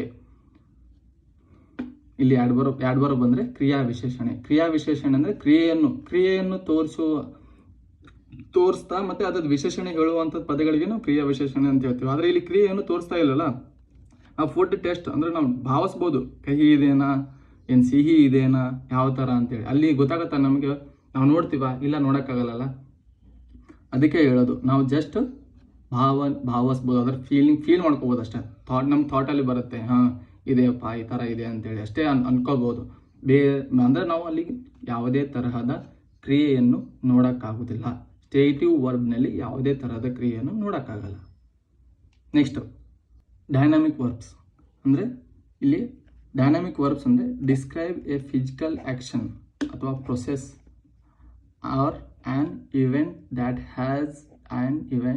Has a clear beginning and end. ಅಂದರೆ ಇಲ್ಲಿ ಸಿಂಪಲ್ ಆಗಿ ಕನ್ನಡದಲ್ಲಿ ಇರಬೇಕಂದ್ರೆ ಯಾವಂದ್ರೆ ಕ್ರಿಯೆಯನ್ನು ನೋಡಲು ಸಾಧ್ಯವಿರುವ ಪದಗಳಿಗೆ ಡೈನಾಮಿಕ್ ವರ್ಬ್ಸ್ ಅಂತಾನೆ ಕರೀತಾರೆ. ಅದರ ಅರ್ಥನೇ ಡೈನಾಮಿಕ್ ಅಂದ್ರೆ ಕ್ರಿಯೆ ನಡೀತಾ ಇರ್ಬೇಕು ಅಂತ ಪದಗಳಿಗೆ ನಾವು ಡೈನಾಮಿಕ್ ವರ್ಬ್ಸ್ ಅಂತ ಕರಿತೀವಿ. ಅವು ಕರೆಕ್ಟಾಗಿ ಆಕ್ಷನ್ ಕರೆಂಟ್ಲಿ ಪ್ರೋಗ್ರೆಸ್ ಅಲ್ಲಿ ಇರಬೇಕು ಅಂತ ಪದಗಳಿಗೆ ಡೈನಾಮಿಕ್ ವರ್ಬ್ಸ್ ಅಂತಾನೆ ಕರಿತೀವಿ. ಇಲ್ಲಿ ನೋಡಿ, an action is A currently in progress ಅಂದ್ರೆ ಪ್ರಗತಿಯಲ್ಲಿರುವ ಅದರ ನಡೆಯುತ್ತಿರುವ ಕ್ರಿಯೆ ಅಂದ್ರೆ ನಡೀತಾ ಇರಬೇಕಂತ ಕ್ರಿಯೆ ಅಂತ ಪದಗಳನ್ನು ನಾವು ಡೈನಾಮಿಕ್ ವರ್ಬ್ಸ್ ಅಂತಾನೆ ಕರಿತೀವಿ. Next, dynamics verbs describes something that is happening are changing. ಅಂದ್ರೆ ಅಲ್ಲಿ ಏನಾರ ನಡೀತಾ ಇದೆ ಅಥವಾ ಏನಾರ ಬದಲಾವಣೆ ಆಗ್ತಾ ಇದೆ ಅಂತ ಅಲ್ಲಿ ಕಾಣ್ತಿರ್ಬೇಕು ನಮಗೆ. ಅಲ್ಲಿ ಏನಾರ ನಡೀತಾ ಇದೆ ಅಥವಾ ಏನಾರ ಬದಲಾವಣೆ ಆಗ್ತಾ ಇದೆ ಅಂತ ಹೇಳುವ ಪದಗಳಿಗೆ ನಾವು ಅಂದ್ರೆ ಅದನ್ನು ಸೂಚಿಸುವ ಪದಗಳಿಗೆ ನಾವು ಡೈನಾಮಿಕ್ ವರ್ಬ್ಸ್ ಅಂತಾನೆ ಕರಿತೀವಿ. ಇಲ್ಲಿ ನೋಡಿ, ಮತ್ತು ಅವು ಯಾಗಳು ಹೇಳಿದ್ನಲ್ಲ ಹಿಂದಿನ ಸ್ಟೇಟಿವ್ ವರ್ಬ್ನಲ್ಲಿ ಏನು ತಗೊಳುತ್ತೆ? ಅಡ್ಜೆಕ್ಟಿವ್ ತಗೊಳುತ್ತೆ. ಆದರೆ ಇಲ್ಲಿ ಡೈನಾಮಿಕ್ ವರ್ಬ್ಸ್ನಲ್ಲಿ ಆಡ್ವರ್ಬ್ ತಗೊಳುತ್ತೆ. ಇವು ಎರಡು ಡಿಟೆಕ್ಷನಲ್ಲಿ ತುಂಬ ಮುಖ್ಯ ಆಗ್ಬಿಡುತ್ತೆ. ಅಂದರೆ ಎಕ್ಸಾಮಲ್ಲಿ ಯಾವ್ದು ತಗೊಳುತ್ತೆ ಯಾವುದಿಲ್ಲ, ಯಾವ ಥರ ಹಚ್ಚಬೇಕು, ಫಿಲಿಂಗ್ ಅಂದರೆ ಕ್ಲೋಸ್ ಟೆಸ್ಟ್ ಆಗಲಿ, ಅಂದ್ರೆ ಕ್ಲೋಸ್ ಟೆಸ್ಟ್ ಅಂದರೆ ಫಿಲಿಂಗ್ ದ ಬ್ಲ್ಯಾಂಕ್ಸ್ ಕೊಟ್ಟಿರ್ತಾರಲ್ಲ ಅಲ್ಲಿ ಅಂದರೆ ಇಲ್ಲಿ ಡೈನಾಮಿಕ್ ವರ್ಬನ್ನು ಕೊಟ್ಟು ಒಂದು ಯಾವುದೋ ಒಂದು ಬಿಟ್ಟ ಸ್ಥಳ ಕೊಟ್ಬಿಡ್ತಾನೆ, ಅಲ್ಲಿ ಒಂದು 2 ಸೆಂಟೆನ್ಸ್ ಕೊಟ್ಬಿಡ್ತಾನೆ. ಇದನ್ನು ನಾವು ಅಡ್ವರ್ಬ್ ಆಗಿರೋ ಮಾಡಿ ಹಚ್ಚಬೇಕು, ಇಲ್ಲಾಂದ್ರೆ ಅಡ್ಜೆಕ್ಟಿವ್ ಹಚ್ಚಬೇಕು. ಅವಾಗ ಯಾವತ್ತೂ ಆ್ಯಕ್ಷನ್ ವರ್ಬ್ ಇದ್ದರೆ ಅಲ್ಲಿ ಆಡ್ವರ್ಬ್ ಅನ್ನೇ ಹಚ್ಚಬೇಕು. ಅಂದರೆ ಕ್ರಿಯೆಯ ವಿಶೇಷಣೆಯನ್ನು ಹೇಳುವ ಪದಗಳಿಗೆ ಕ್ರಿಯಾ ವಿಶೇಷಣ ಅಂತ ಕರಿತೀವಿ. ಅಂದರೆ ಕ್ರಿಯೆಯ ಬಗ್ಗೆನೇ ಹೇಳಬೇಕಲ್ಲ. ಅಡ್ಜೆಕ್ಟಿವ್ ಅಂದರೆ ವಿಶೇಷಣೆ, ವ್ಯಕ್ತಿದ ಬಗ್ಗೆ ಹೇಳಿಬಿಡುತ್ತೆ. ಅಂದರೆ ವ್ಯಕ್ತಿ ಹೇಗಿದ್ದಾನೆ ಅಂತೇಳಿ ಹೇಳುವ ಪದಗಳಿಗೆ ಅಡ್ಜೆಕ್ಟಿವ್ ಒಂದು ಯೂಸ್ ಮಾಡ್ತೀವಿ ನಾವು ಜಾಸ್ತಿ. ಅವ ಚಲೋ ಅದನ್ನಕ್ಕೆ ಗುಡ್ ಅಂತೀವಿ, ಕೆಟ್ಟದನಕ್ಕೆ ಬ್ಯಾಡ್ ಅಂತೀವಿ. ಅಂಥವು ವಿಶೇಷಣೆ, ಜಸ್ಟ್ ಅವನು ಆ ಥರ ಇದ್ದಾನೆ ಅಂತೇಳಿ ಹೇಳುವಕ್ಕೆ ಅಡ್ಜೆಕ್ಟಿವ್ ಯೂಸ್ ಮಾಡ್ತಾರೆ. ಆದರೆ ಇಲ್ಲಿ ಕ್ರಿಯೆಯನ್ನು ವಿಶೇಷಣೆ ಅಂದರೆ ಕ್ರಿಯೆದ ವಿಶೇಷಣೆ ಹೇಳುವ ಪದಗಳೇನೆ ಆಡ್ವರ್ಬ್ ಅಂದ್ರೆ ಆಡ್ವರ್ಬ್ ಅಂತಾರೆ. ಅದಕ್ಕೆ ನಾವು ಕ್ರಿಯೆದ ಬಗ್ಗೆನೇ ಹೇಳ್ಬೇಕಂದ್ರೆ ಕ್ರಿಯೆದ ವಿಶೇಷಣೆಯನ್ನು ಹೇಳ್ಬೇಕಂದ್ರೆ ಆಡ್ವರ್ಬ್ ಯೂಸ್ ಮಾಡಬೇಕು. ಅಲ್ಲಿ ವ್ಯಕ್ತಿದ ವಿಶೇಷಣೆ ಹೇಳ್ಬೇಕಂದ್ರೆ ಅಡ್ಜೆಕ್ಟಿವ್ ಯೂಸ್ ಮಾಡಬೇಕು. ಯಾವುದ್ರಲ್ಲಿ ಎದರಲ್ಲಿ ಅಂದರೆ ಸ್ಟೇಟಿವ್ ವರ್ಬಲ್ಲಿ. ಅದು ತುಂಬ ಮುಖ್ಯ. ಇಲ್ಲಿ ನೋಡಿ, ಡೈನಾಮಿಕ್ ವರ್ಬ್ಸ್ ಇಲ್ಲಿ ಹೇಳಿದ್ನಲ್ಲ, ಡೈನಾಮಿಕ್ ಅಥವಾ ಆಕ್ಷನ್ ವರ್ಬ್ಸ್, ಇದಕ್ಕೆ ಇನ್ನೊಂದು ಹೆಸರೇ ಆಕ್ಷನ್ ವರ್ಬ್ಸ್ ಅಂತಲೂ ಕರೀತಾರೆ. ಮತ್ತು ಇವು ಯಾವಾಗಲೂ ಅನ್ನು ತೆಗೆದುಕೊಳ್ಳುತ್ತದೆ. ನೆಕ್ಸ್ಟ್ ಎಕ್ಸಾಂಪಲ್ ಒಂದೊಂದಾಗಿ ಬಿಡಿಸ್ಕೊತ ಹೋಗೋಣ ಯಾವ ತಗೋತೈತೆ ಅಂತೇಳಿ. ಈಗ ಜಸ್ಟ್ ನೋಡಿ, ಹಿ ಗೋಸ್ ಟು ಸ್ಕೂಲ್ ಅಂದರೆ ಈ ಅವನು ಸ್ಕೂಲಿಗೆ ಹೋಗುತ್ತಿದ್ದಾನೆ ಅಂದರೆ ನೋಡ್ಬೋದಲ್ಲ, ನಾವು ಸ್ಕೂಲಿಗೆ ಹೊಂಟಾನ ಅಂತೇಳಿ ನಾವು ನೋಡ್ಬೋದು. ಅವನು ಸ್ಕೂಲಿಗೆ ಅಂದ್ರೆ ಅವನು ಶಾಲೆಗೆ ಹೋಗುತ್ತಿದ್ದಾನೆ ಅಂತ ನೋಡ್ಬೋದು ನಾವು ಅಲ್ಲಿ. ಅಂದರೆ ಅಲ್ಲಿ ಕ್ರಿಯೆ ನಡೀತಾ ಇದೆ. ಮತ್ತು ಇದು ಸಿಂಗ್ಯುಲರ್ ಫಾರ್ಮ್, ಇದು ES ಹಚ್ಬಿಟ್ಟಿದಾರಲ್ಲ, ಸಿಂಗ್ಯುಲರ್ ಫಾರ್ಮ್ ಇದು. ಹಿ ಅನ್ನೋದು ಇದು ಸಿಂಗ್ಯುಲರ್. ಪ್ಲೂರಲ್ ಇದ್ರೆ ಗೋ ಆಗ್ಬಿಡತ್ತೆ, ದೇ ಗೋ ಟು ಸ್ಕೂಲ್. ಅದು ಸಿಂಗ್ಯುಲರ್ ಪ್ಲೂರಲ್ ನೆಕ್ಸ್ಟ್ ಹೇಳ್ತಾನಂತೆ. ಸಿ ವಿಪಿಂಗ್ ಬಿಟರ್ಲಿ, ನೋಡಿ ಬಿಟರ್ಲಿ ಅಡ್ವರ್ಬ್ ಇದೆ, ಇದರ ಕ್ರಿಯೆದ. ವಿಪಿಂಗ್ ಅಂದರೆ ಅಳ್ತಿದ್ದಾಳೆ ಅಂತೇಳಿ, ಕೈಯಾಗಿ ಅಳ್ತಿದ್ದಾಳೆ ಅಂತೇಳಿ. ನೆಕ್ಸ್ಟ್ ಐ ಟೀಚ್ ಇಂಗ್ಲೀಷ್, ನಾನು ಇಂಗ್ಲೀಷನ್ನು ಕಲಿಸ್ತಿದ್ದೇನೆ ಅಂದರೆ ಐ ಟೀಚ್ ಇಂಗ್ಲೀಷ್. ಇಲ್ಲಿ ಟೀಚು ಹೇಳ್ಬೋದು, ಟೀಚಿಂಗು ಆಗ್ಬೋದು. ಇಲ್ಲಿ ನೋಡಿ, ಐ ಟೀಚ್ ಇಂಗ್ಲೀಷ್ ಅಂದ್ರೆ ಅಲ್ಲಿ ಕ್ರಿಯೆ I teach English. Next I have dinner at 8 PM. I have dinner at 8 PM. Have ಅನ್ನೋದು ಇಲ್ಲಿ ಹೇಳಿದ್ನಲ್ಲ, ಹಿಂದ್ಗಡೆ ಸ್ಟೇಟಿವ್ ವರ್ಬ್ ಆಗಿ ಕೆಲಸ ಮಾಡ್ತಿತ್ತು, ಇಲ್ಲಿ ಡೈನಾಮಿಕ್ ವರ್ಬ್ ಆಗಿ ಕೆಲಸ ಮಾಡ್ತಿದೆ. ಅಂದರೆ ನಂದು 8 ಗಂಟೆಗೆ ಡಿನ್ನರ್ ಇದೆ, ರಾತ್ರಿಯ ಊಟ ಇದೆ ಅಂತೇಳಿ. Next finite verbs. Finite verbs ಅಂದರೆ change according to tense, person ಅಥವಾ ನಂಬರ್. ಅಂದರೆ and it changes if the subject changes. ಅಂದರೆ ಸಬ್ಜೆಕ್ಟ್ ಚೇಂಜ್ ಆದರೆ ಇಲ್ಲಿ ಫೈನೈಟ್ ವರ್ಬೂ ಚೇಂಜ್ ಆಗುತ್ತೆ. ಯಾವ ಥರ ಅಂತೇಳಿ ಎಕ್ಸಾಂಪಲ್ ಹೇಳ್ತೇನಂತೆ. ಅದರಲ್ಲಿ 2 ಇದೆ, ಟ್ರಾನ್ಸಿಟಿವ್ ವರ್ಬ್, ಇಂಟ್ರಾನ್ಸಿಟಿವ್ ವರ್ಬ್ ಅಂತೇಳಿ. ಟ್ರಾನ್ಸಿಟಿವ್ ವರ್ಬ್ ಅಂದರೆ verbs that need an object. ಅಂದರೆ ಟ್ರಾನ್ಸಿಟಿವ್ ವರ್ಬ್ನಲ್ಲಿ ಆಬ್ಜೆಕ್ಟ್ ಬೇಕು, ಇಂಟ್ರಾನ್ಸಿಟಿವ್ ವರ್ಬ್ನಲ್ಲಿ ಆಬ್ಜೆಕ್ಟ್ ಬೇಡ. ಇಲ್ಲಿ ಆಬ್ಜೆಕ್ಟ್ ನೆಸೆಸಿಟಿ ಇರೋದೇ ಇಲ್ಲ. ಇಲ್ಲಿ ನೋಡಿ, ಎಕ್ಸಾಂಪಲ್ ನೋಡಿ, ಟ್ರಾನ್ಸಿಟಿವ್ ವರ್ಬ್ ಅಂದರೆ verbs that need an object for the sentence to express a complete thought. ಅಂದರೆ ಸೆಂಟೆನ್ಸಲ್ಲಿ ಕಂಪ್ಲೀಟ್ ಥಾಟನ್ನು ಎಕ್ಸ್ಪ್ರೆಸ್ ಮಾಡಬೇಕಂದ್ರೆ ಅಲ್ಲಿ ಆಬ್ಜೆಕ್ಟ್ ಬೇಕೇ ಬೇಕು. ಅಂಥ ವರ್ಬ್ಗಳಿಗೆ ನಾವು ಟ್ರಾನ್ಸಿಟಿವ್ ವರ್ಬ್ ಅಂತಲೇ ಕರಿತೀವಿ. ಇಲ್ಲಿ ಎಕ್ಸಾಂಪಲ್ ನೋಡಿ, ಇಲ್ಲಿ I completed work. I completed, ಏನು ಕಂಪ್ಲೀಟ್ ಮಾಡಿದೆ, ನಾನು ಏನನ್ನು ಕಂಪ್ಲೀಟ್ ಮಾಡಿದೆ, ಏನು ಕಂಪ್ಲೀಟ್ ಮಾಡಿದೆ. ಅಲ್ಲಿ ಕಂಪ್ಲೀಟ್ ಆಗಲೇ ಇಲ್ಲ ಸೆಂಟೆನ್ಸ್, ಬರೀ ಜಸ್ಟ್ ಕಂಪ್ಲೀಟ್ ಮಾಡಿದೆ. ಏನು ಕಂಪ್ಲೀಟ್ ಮಾಡಿದೀವಿ ನಾವು? ಕಂಪ್ಲೀಟ್ ಮಾಡಿದೀವಿ ಅಂದರೆ ವರ್ಕನ್ನು ಕಂಪ್ಲೀಟ್ ಮಾಡಿದ್ದೀವಿ. ಅದಕ್ಕೆ ಇದು ಟ್ರಾನ್ಸಿಟಿವ್ ವರ್ಬ್. ಇದು ಟ್ರಾನ್ಸಿಟಿವ್ ವರ್ಬ್. ಇಲ್ಲಿ ನೋಡಿ, ಇದು ಸಿ ಉಂಟಲ್ಲ, ಸಿ ವಿಸಿಟೆಡ್. ಏನು ವಿಸಿಟ್ ಮಾಡಿದ್ದು? ಸಿ ವಿಸಿಟೆಡ್ ಏನರ ನೋಡ್ಬೋದಲ್ಲ, ಅಂದರೆ ಇಲ್ಲಿ ಏನು ಗೊತ್ತಾಗೋದೇ ಅಲ್ಲ. ಈಗ ನೋಡಿ, ಸಿ ವಿಸಿಟೆಡ್, ಇಲ್ಲಿ ಬೆಂಗಳೂರು ಅಂತಿದೆ. ಆಕೆ ಏನು ನೋಡಿದ್ಲು? ಬೆಂಗಳೂರು ನೋಡಿದ್ಲು ಅಥವಾ ಅವ್ರ ಫ್ರೆಂಡನ್ನು ನೋಡಿದ್ಲು, ಯಾರಿಗೆ ನೋಡಿದ್ಲು, ಏನನ್ನು ನೋಡಿದ್ಲು ಗೊತ್ತಾಗಲ್ಲ. ಅದಕ್ಕೆ ಅವಳು ಏನನ್ನು ಅಂದ್ರೆ ಎಲ್ಲಿ ವಿಸಿಟ್ ಮಾಡಿದ್ಲು ಅಂತ ಹೇಳಕ್ಕೆ ಅಂದರೆ ಇದು ಆಬ್ಜೆಕ್ಟ್ ಆಗುತ್ತೆ. ಇಲ್ಲಿ ಸಬ್ಜೆಕ್ಟ್ ಇದು ಆಯ್ತಂದ್ರೆ ಇದು ಆಬ್ಜೆಕ್ಟ್. ಅಂದರೆ ಅವಳು ಏನನ್ನ ವಿಸಿಟ್ ಮಾಡಿದ್ಲು ಅಂದರೆ ಏನು, ಯಾವ ಮತ್ತು ಎಲ್ಲಿ ಅಂದ್ರೆ ವಾಟ್, ಹೂ ಅಂತ. ಅಂದ್ರೆ ಸೆಂಟೆನ್ಸ್ ಆ ವಾಕ್ಯ ಆ ಥರ ಹೇಳ್ತಾ ಇದೆ ಅಂತಂದರೆ ಅಲ್ಲಿ ಟ್ರಾನ್ಸಿಟಿವ್, ಅಲ್ಲಿ ಆಬ್ಜೆಕ್ಟ್ ಬೇಕೇ ಬೇಕು. ಯಾರು, ಏನು, ಏನಕ್ಕೆ ಅಂತ ಭಾವ ಅಂದ್ರೆ ಅಲ್ಲಿ ಬರಬೇಕು. ಆ ಥರ ಭಾವ ಬರ್ತಾ ಇದೆ ಆ ಸೆಂಟೆನ್ಸಲ್ಲಿ ಅಂತ ಇದ್ದರೆ ಅಲ್ಲಿ ಆಬ್ಜೆಕ್ಟ್ ಬೇಕೇ ಬೇಕು. ಅದು ಇಲ್ಲಿ ನೋಡಿ, ಇಲ್ಲಿ ಇದೇ ಹೇಳ್ತೀನಲ್ಲ, ಎಕ್ಸಾಂಪಲ್ ಇದೆ ನೋಡಿ. ಇಲ್ಲಿ ಸಿ ವಿಸಿಟೆಡ್ ಅಂದರೆ ಏನು ವಿಸಿಟ್ ಮಾಡಿದ್ಲು ಆಕೆ? ಬೆಂಗಳೂರನ್ನೇ ವಿಸಿಟ್ ಮಾಡಿದ್ಲು, ಹೈದರಾಬಾದನ್ನೇ ವಿಸಿಟ್ ಮಾಡಿದ್ಲು ಅಥವಾ ಮುಂಬೈನೇ ವಿಸಿಟ್ ಮಾಡಿದ್ಲು. ಅಲ್ಲಿ ಆಬ್ಜೆಕ್ಟ್ ಬೇಕಾತಲ್ಲ, ಇಲ್ಲಿ ಆಬ್ಜೆಕ್ಟ್ ಬೇಕಿಲ್ಲ. ಅಂದರೆ ಏನು ವಿಸಿಟ್ ಮಾಡಿದ್ಲು ಅಂತೇಳಿ ಅದು ಗೊತ್ತಾಗಕ್ಕೆ ಆಬ್ಜೆಕ್ಟ್ ಅಂದ್ರೆ ಆಬ್ಜೆಕ್ಟ್ ಬೆಂಗಳೂರು ಐತಿಲ್ಲ. ಅಂದರೆ ಏನು ವಿಸಿಟ್ ಮಾಡಿದ್ಲು ಅವಾಗ ಕಂಪ್ಲೀಟ್ ಆಗಿಬಿಡುತ್ತೆ. ಜಸ್ಟ್ ವಿಸಿಟ್ ಮಾಡಿದ್ಲು ಅಂದರೆ ಏನು ವಿಸಿಟ್ ಮಾಡಿದ್ದು ಗೊತ್ತಾಗಲ್ಲ. ಅದಕ್ಕೆ ಈ ಅಂಥ ವರ್ಬ್ಗಳಿಗೆ ನಾವು ಟ್ರಾನ್ಸಿಟಿವ್ ವರ್ಬ್ ಅಂತ ಕರಿತೀವಿ. ಇಲ್ಲಿ ನೋಡಿ, ಇಂಟ್ರಾನ್ಸಿಟಿವ್ ವರ್ಬ್ಸ್ ಅಂದರೆ verbs that do not need an object. ಅಂದರೆ ಯಾವ ವರ್ಬ್ ಅದಕ್ಕೆ ಆಬ್ಜೆಕ್ಟ್ ಬೇಡಲ್ಲ, ಅದಕ್ಕೆ ನಾವು ಇಂಟ್ರಾನ್ಸಿಟಿವ್ ವರ್ಬ್ ಅಂತಲೇ ಕರಿತೀವಿ. ಅಂದರೆ ಸಕರ್ಮಕ ಕ್ರಿಯಾಪದ ಅಕರ್ಮಕ ಕ್ರಿಯಾಪದ ಅಂದರೆ ಕರ್ಮಪದ, ಇದು ಸಕರ್ಮಕ ಕ್ರಿಯಾಪದ.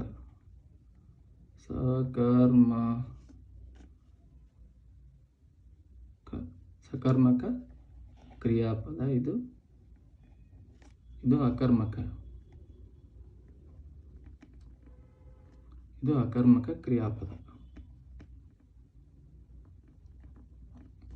ಅಂದ್ರೆ ಇಲ್ಲಿ ಇಲ್ಲ ಸೆಂಟೆನ್ಸ್ ಅಲ್ಲ, ಸ ಅಂದ್ರೆ ಬೇಕು, ಸಕರ್ಮಕ ಕ್ರಿಯಾಪದ ಅಕರ್ಮಕ ಕ್ರಿಯಾಪದ. ಇಲ್ಲಿ ಕ್ರಿಯಾಪದ ಅಂದ್ರೆ ಇಲ್ಲಿ ಆಬ್ಜೆಕ್ಟ್ ಬೇಕಾ, ಕರ್ಮ ಬೇಡ ಇಲ್ಲಿ. ಅಂದ್ರೆ ಕರ್ತೃ ಕರ್ಮ ಅಂತಂತೀವಲ್ಲ, ಕರ್ತೃ ಕ್ರಿಯಾ ಕರ್ಮ ಅಂತಂತೀವಲ್ಲ, ಇಲ್ಲಿ ಕರ್ಮ ಪದ ಬೇಡ ಅಂದ್ರೆ ಅದಕ್ಕೆ ಅಕರ್ಮಕ ಕ್ರಿಯಾಪದ. ಇಲ್ಲಿ ಕರ್ಮ ಪದ ಬೇಕು ಅಂದ್ರೆ ಆಬ್ಜೆಕ್ಟ್ ಬೇಕು, ಇಲ್ಲಿ ಆಬ್ಜೆಕ್ಟ್ ಬೇಡ, ಅದಕ್ಕೆ ನಾವು ಇಂಟ್ರಾನ್ಸಿಟಿವ್ ವರ್ಬ್ ಅಂತಾನೆ ಕರಿತೀವಿ. ಇಲ್ಲಿ ನೋಡಿ ಎಕ್ಸಾಂಪಲ್ ಇದೆ ನೋಡಿ, C goes for A walk ಅಂದ್ರೆ ಇಲ್ಲಿ ಅವಳು ವಾಕ್ಗೆ ಹೋಗ್ತಾಳೆ, ಅಂದ್ರೆ ವಾಕ್ ಮಾಡಕ್ಕೆ ಹೋಗ್ತಾಳೆ. ಯಾರು ಹೋಗ್ತಾಳೆ? ಅವಳೇ ಹೋಗ್ತಾಳೆ. ಇಲ್ಲಿ ಅವ್ರ ಜೊತೆ ಯಾರಾದ್ರೂ ಬೇರೆಯವರು ಇದ್ರೆ ಅದು ಅಬ್ಜೆಕ್ಟ್ ಆಗ್ಬಿಡುತ್ತೆ. ಅಂದ್ರೆ ಯಾವುದು ಕೆಲಸನ ಅವರೇ ಮಾಡ್ತಿದ್ದ ಅಂತ ಅಂದ್ರೆ ಅದೇ ಸಬ್ಜೆಕ್ಟ್ನೇ ಹೇಳ್ತಿದ್ದೆ ಅಂತಂದ್ಮೇಲೆ ಅಲ್ಲಿ ಅಬ್ಜೆಕ್ಟ್ ನೀಡ ಇರಂಗಿಲ್ಲ. ಅಂದ್ರೆ C goes for A walk ಅಂದ್ರೆ ಅವಳು ವಾಕಿಗೆ ಹೋದ್ಲು, ಯಾರು ಹೋದ್ರು? ಅವಳೇ ಹೋದ್ಲು. ಇಲ್ಲಿ ಅಬ್ಜೆಕ್ಟ್ ಬೇಡಲ್ಲ, ಮತ್ತೆ ಯಾರ ಜೊತೆ ಹೋದ್ಲು ಅಂತ ಹೇಳಿ ಅಂದ್ಮೇಲೆ ಅಲ್ಲಿ ಆಬ್ಜೆಕ್ಟ್ ಆಗ್ಬಿಡುತ್ತೆ. ಅದು ಅಬ್ಜೆಕ್ಟ್ ನೌನ್ ಆಗಿ, ಅಲ್ಲಿ ಆಬ್ಜೆಕ್ಟ್ ನೌನ್ ಆಗ್ಬಿಡುತ್ತೆ. ಅಲ್ಲಿ ಯಾರ ಜೊತೆ ಹೋದ್ಲು ಅಂತ ಹೇಳ್ಬೇಕಂದ್ರೆ ನೋಡಿ ಇದೇ ಎಕ್ಸಾಂಪಲ್ ನ ಯಾರ ಜೊತೆ ಹೋದ್ಲು ಅಂತ ಹೇಳ್ಬೇಕಂದ್ರೆ C goes for A walk with brother. ಇಲ್ಲಿ ಆಬ್ಜೆಕ್ಟ್ ಬೇಕೈತಿ. ಯಾರ ಜೊತೆ ಹೋದ್ಲು ಅಂತ ಹೇಳ್ಬೇಕಂದ್ರೆ ಅಂದ್ರೆ ಅವ್ರ ತಮ್ಮನ ಜೊತೆ ಹೋದ್ಲು, ಅಣ್ಣನ ಜೊತೆ ಹೋದ್ಲು ಅಂತೇಳಿ ಇಲ್ಲಿ ಆಬ್ಜೆಕ್ಟ್ ಬೇಕಾಗತ್ತೆ. C goes for A walk with her brother ಅಂದ್ರೆ ಇಲ್ಲಿ ಆಬ್ಜೆಕ್ಟ್ ಬೇಕು. ಅವ್ರು ಒಬ್ಬಳೇ ಹೋಗ್ತಿದ್ದಾಳೆ ಅಂದ್ಮೇಲೆ ಆಬ್ಜೆಕ್ಟ್ ಬೇಡ. ಅಲ್ಲಿ ಯಾರು ಹೋಗ್ತಿದ್ದಾರೆ ಅಂದ್ರೆ C goes for A walk, ಯಾರು ಹೋಗ್ತಿದ್ದಾಳೆ? ಅವಳೇ ಹೋಗ್ತಿದ್ದಾಳೆ. ಮತ್ತೆ ಅಲ್ಲಿ ಆಬ್ಜೆಕ್ಟ್ ನೀಡಿರಂಗಿಲ್ಲಲ್ಲ. ಅಂತ ಪದಗಳನ್ನು ಇಂಟ್ರಾನ್ಸಿಟಿವ್ ವರ್ಬ್, ಇವು ಗೋಜು ಗೋ ಎಲ್ಲ ಇಂಟ್ರಾನ್ಸಿಟಿವ್ ಆಗಿನೂ ಕೆಲಸ ಮಾಡ್ತವೆ, ಮತ್ತೆ ಟ್ರಾನ್ಸಿಟಿವ್ ಕೆಲಸ ಮಾಡ್ತೇವೆ. ಅಂದ್ರೆ ಆಯಾ ವಾಕ್ಯ ಇಂಟ್ರಾನ್ಸಿಟಿವ್ ವರ್ಬ್ ಇದೆನೋ ಅಥವಾ ಟ್ರಾನ್ಸಿಟಿವ್ ವರ್ಬ್ ಇದೆನೋ ಅಂತೇಳಿ ನಾವು ತಿಳ್ಕೊಬೇಕು. ಇಲ್ಲಿ ನೋಡಿ, ಇಲ್ಲಿ ಬರ್ಡ್ಸ್ ಫ್ಲೈ, ಹಕ್ಕಿಗಳು ಹಾರ್ತಾವೆ. ಯಾರು ಹಾರ್ತಾರೆ ಅಂದ್ರೆ ಹಕ್ಕಿಗಳು. ಮತ್ತೆ ಅಲ್ಲಿ ಇದು ಬೇಡಲ್ಲ, ನೆಕ್ಸ್ಟ್ ಆಬ್ಜೆಕ್ಟ್ ಬೇಡಲ್ಲ. ಯಾರ ಜೊತೆ ಹಾರ್ತಿದ್ದಾವೆ ಅಂತ ಹೇಳಕ್ಕೆ, ಅಂದ್ರೆ ಎಲ್ಲಿ ಹಾರ್ತಿದ್ದಾವೆ ಅಂತ ಹೇಳಕ್ಕೆ ಅಂದ್ರೆ ಅಲ್ಲಿ ಆಬ್ಜೆಕ್ಟ್ ಬೇಕಾಗತ್ತೆ. ಅಂದ್ರೆ ಪರ್ಟಿಕ್ಯುಲರ್ ಆಗಿ ಹೇಳ್ಬೇಕಂದ್ರೆ ಅವಾಗ ಇಲ್ಲಿ ನೋಡಿ, ಇದು ಪ್ಲೂರಲ್ ಫಾರ್ಮ್ ಆಯ್ತು ಬರ್ಡ್ಸ್ ಅನ್ನೋದು. ಇಲ್ಲಿ ಸಿಂಗ್ಯುಲರ್, ಎ ಬರ್ಡ್ ಫ್ಲೈಸ್ ಅಂದ್ರೆ ಇಎಸ್, ಇಲ್ಲಿ ಇಎಸ್ ಹಚ್ಚಿ ಅಂದ್ರೆ ಬೇಸ್ ಫಾರ್ಮ್ ಇದು ಫ್ಲೈಸ್ ಅಂದ್ರೆ ಇದು ಸಿಂಗ್ಯುಲರ್ ಫಾರ್ಮ್. ಇದು ಪ್ಲೂರಲ್ ಫಾರ್ಮ್ ಆದರೆ ಇದು ಸಿಂಗ್ಯುಲರ್ ಫಾರ್ಮ್, ಇದು ಫ್ಲೈಸ್ ಆಗುತ್ತೆ. ಇನ್ನೊಂದು ಏನು ಗೊತ್ತಾನೆ, ಇಲ್ಲಿ ಪ್ಲೂರಲ್ ಇದ್ದಿದ್ದು ಸಿಂಗ್ಯುಲರ್ ಮಾಡ್ಬೇಕಂದ್ರೆ ವಾಯ್ ಹಿಂದ್ಗಡೆ ಕಾನ್ಸೋನೆಂಟ್ ಸೌಂಡ್ ಅಂದ್ರೆ ವ್ಯಂಜನ ಪದ ಇದ್ರೆ, ಅಂದ್ರೆ ಆಲ್ಫಾಬೆಟಿಕಲಿ ಕಾನ್ಸೋನೆಂಟ್ ಸೌಂಡ್ ಇರುವಂತದ್ದು ಪದಗಳಿದ್ರೆ, ಕಾನ್ಸೋನೆಂಟ್ ಇದ್ರೆ ಅದರದ ವಾಯ್ ಇದ್ದಿದ್ದು ಆಯ್ ಆಗಿಬಿಡತ್ತೆ. ಮತ್ತೆ ಅದ್ರ ಮುಂದ್ಗಡೆ ಇ ಎಸ್ ಹಚ್ಚಿ ಸಿಂಗ್ಯುಲರ್ ಅನ್ನ ಮಾಡಬೇಕು. ಇದು ಇದೊಂದು ರೂಲ್ಸ್. ಇದ್ರದ್ದು ವಾಯ್ ಹಿಂದ್ಗಡೆ ಅಂದ್ರೆ ಒಂದಿಷ್ಟು ಅಷ್ಟೇ ಆಗ್ತವೆ, ಒಂದಿಷ್ಟು ಆಗಲ್ಲ. ಅವು ಯಾವ ಅಂತೇಳಿ ನಿಮ್ಗೆ ಹೇಳ್ತೇನಂತೆ. ನೆಕ್ಸ್ಟ್ ಇಲ್ಲಿ ನೋಡಿ, ದ ಸನ್ ಶೈನ್ಸ್, ಸೂರ್ಯ ಹೊಳೆಯುತ್ತಿದ್ದಾನೆ. ಸೂರ್ಯನೇ ಹೊಳಿತಿದ್ದಾನೆ, ಮತ್ತೆ ಬೇರೆ ಯಾರು ಹೊಳಿತಿಲ್ಲಲ್ಲ, ಅದಕ್ಕೆ ಇದು ಸಬ್ಜೆಕ್ಟ್ ಆಯ್ತು. ಇಲ್ಲಿ ಆಬ್ಜೆಕ್ಟ್ ಬೇಡ. ಮತ್ತೆ ಇಲ್ಲಿ ನೋಡಿ, ದ ಡಾಗ್ ವಿಲ್ ಬಾರ್ಕ್, ನಾಯಿ ಬೊಗಳುತ್ತಿದೆ. ಮತ್ತೆ ಯಾರು ಬೊಗಳುತ್ತಿಲ್ಲಲ್ಲ, ನಾಯಿನೇ ಬೊಗಳುತ್ತಿದೆ. ಯಾರು ಬೊಗಳ್ತಿದೆ ಅಂದ್ರೆ ಸಬ್ಜೆಕ್ಟ್ನೇ ಆಬ್ಜೆಕ್ಟ್ ಆಗಿ ಕೆಲಸ ಮಾಡ್ತೈತಲ್ಲ, ಇಲ್ಲಿ ಸಬ್ಜೆಕ್ಟ್ನೇ ಆಬ್ಜೆಕ್ಟ್ ಆಗಿ ಕೆಲಸ ಮಾಡ್ತೇವೆ. ಅದಕ್ಕೆ ನಮಗೆ ಆಬ್ಜೆಕ್ಟ್ ಬೇಡ. ಅದಕ್ಕೆ ನಾವು ಏನಂತೀವಿ, ಇಂಟ್ರಾನ್ಸಿಟಿವ್ ವರ್ಬ್ಸ್ ಅಂತಾನೆ ಕರಿತೀವಿ. Verbs that do not need an object ಅಂದ್ರೆ ಅದರದ್ದು ನೋಡಿ, for the sentence to express complete thought ಅಂದ್ರೆ verbs that do not need an object for the sentence to express a complete ಥಾಟ್ನ ಎಕ್ಸ್ಪ್ರೆಸ್ ಮಾಡೋಕ್ಕೆ subject ಬೇಡ. ಇಲ್ಲಿ ನೋಡಿ, ಇಲ್ಲಿ ಕಂಪ್ಲೀಟ್ ಥಾಟ್ ಐತಲ್ಲ, ದ ಸನ್ ಸೈನ್ಸ್ ಅಂತೇಳಿ ಅಂದ್ರೆ ಸೂರ್ಯ ಹೊಳೆಯುತ್ತಿದ್ದಾನೆ, ಕಂಪ್ಲೀಟ್ ಆಗಿಬಿಡುತ್ತೆ. ಅಲ್ಲಿ ಸೆಂಟೆನ್ಸೇ ಕಂಪ್ಲೀಟ್ ಆದರೆ ಯಾರು ಹೊಳಿತಿದ್ದಾನೆ? ಸೂರ್ಯ ಹೊಳಿತಿದ್ದಾನೆ. ಅದು ಹೇಳ್ಬೋದಲ್ಲ, ಅದು ಹಂಗೆ ಹೇಳ್ಬೋದ್ರೆ ಮುಗೀತು. ಮತ್ತೇನಲ್ಲಿ ಆಬ್ಜೆಕ್ಟ್ ಬೇಕಾಗುವುದಿಲ್ಲ. ಅದಕ್ಕೆ ನಾವು ಅಂಥ ಪದಗಳನ್ನು ಇಂಟ್ರಾನ್ಸಿಟಿವ್, ಸೈನ್ಸ್ ಅನ್ನೋದು ಇಂಟ್ರಾನ್ಸಿಟಿವ್ ವರ್ಬ್ ಆಗುತ್ತೆ. ಇಲ್ಲಿ ನೋಡಿ, ದ ಡಾಗ್ ವಿಲ್ ಬಾರ್ಕ್ ಅನ್ನೋದು ಬೊಗಳ್ತಿದೆ. ನಾಯಿ ಬೊಗಳ್ತಿದೆ. ಮತ್ತು ಇಲ್ಲಿ ನೋಡಿ, ಇಲ್ಲಿ ಮಾಡಲ್ಸ್ ಇದ್ರೆ ಇಲ್ಲಿ ಬೇಸ್ ಫಾರ್ಮಲ್ಲಿ ಇರಬೇಕು. ಇದು ಬೇಸ್ ಫಾರ್ಮು ಆಗುತ್ತೆ ಮತ್ತು ಇಂಟ್ರಾನ್ಸಿಟಿವ್ ವರ್ಬು ಆಗುತ್ತೆ. ವಿಲ್ ಇದ್ದರೆ ಬೇಸ್ ಫಾರ್ಮಲ್ಲಿ ಇರಬೇಕು. ಇದು ಬಾರ್ಕು ಯಾವ ಅಂದರೆ ಇಂಟ್ರಾನ್ಸಿಟಿವ್ ವರ್ಬ್ ಎಕ್ಸಾಂಪಲ್ ಹೇಳ್ಬೇಕಂದ್ರೆ ದ ಡಾಗ್ ವಿಲ್ ಬಾರ್ಕ್, ನಾಯಿ ಹೋಗುತ್ತಿದೆ ಮಗ. ಇಷ್ಟ ಇಂಟ್ರಾನ್ಸಿಟಿವ್ ವರ್ಬು ಮತ್ತು ಟ್ರಾನ್ಸಿಟಿವ್ ವರ್ಬು ಏನೇನಂತ ಹೇಳಿದ್ದು. ಉಳಿದಿದ್ದನ್ನು ನೆಕ್ಸ್ಟ್ ವಿಡಿಯೋದಲ್ಲಿ ನೋಡೋಣ ಅಂತೆ. ಧನ್ಯವಾದಗಳು.